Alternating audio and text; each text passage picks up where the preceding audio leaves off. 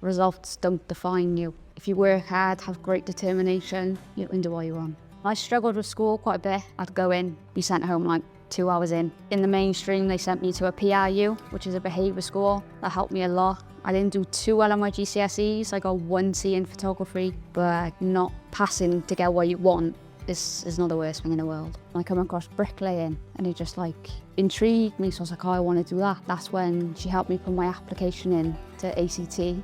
They did a lot for me, they guided me, supported me, and then an opportunity came up for me to come for an interview. They brought me here, I did the interview, and I had a call 3 hours later, I got the job. And my managers are giving me more new work to do as I'm going along to see how much I can take.